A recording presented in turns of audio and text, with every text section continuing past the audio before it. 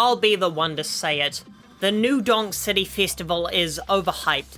It's nostalgia bait for people that are well over 50 years old. There's no engaging challenge or cool gameplay moment, it's just a catchy song that plays while pressing forward.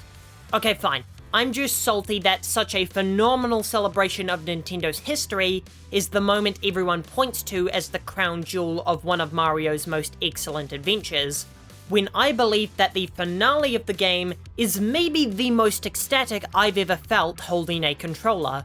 To understand why playing as Bowser is such an earth-shatteringly cool moment, you have to go back to E3 2017, when the capture mechanic was first revealed.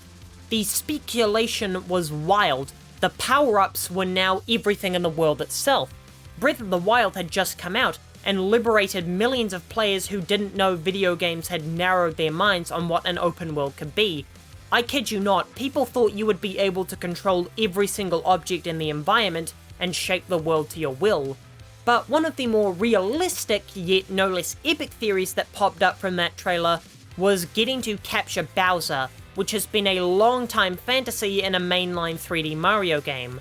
What's more is that the trailers revealed that Bowser and Peach were getting married, which raised several questions, like did Bowser have the wedding on the moon because it's outside the jurisdiction of all laws, meaning the marriage doesn't have to be recognized by any nation, but that's a topic for another time.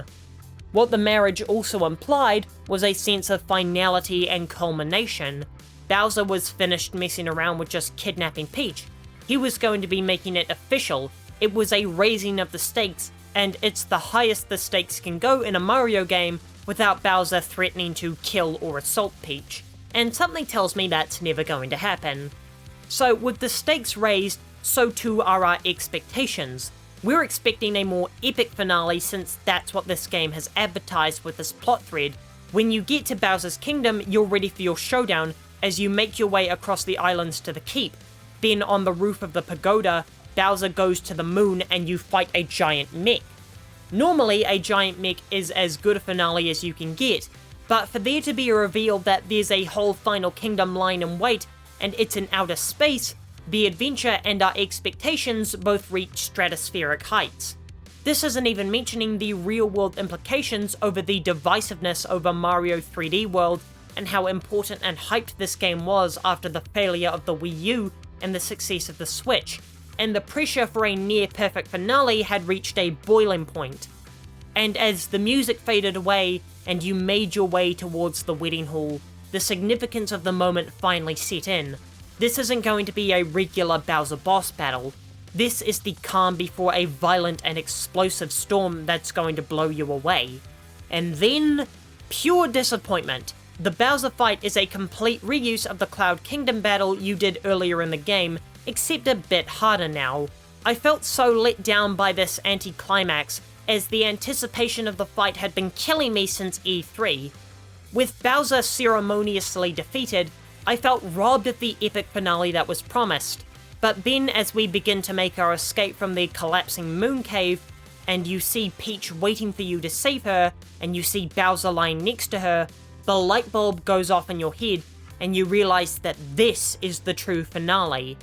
As the cap goes on, Nintendo uses a cinematic cutscene of you swirling past all your previous memories and fights with Bowser, as your consciousness merges with him, and then cuts to black to build suspense.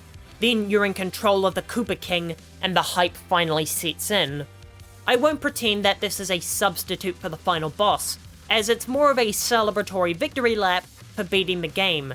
This is the game giving us a fan service moment 30 years in the making, and it's glorious. Every part of this escape sequence is meant to release dopamine in our brains.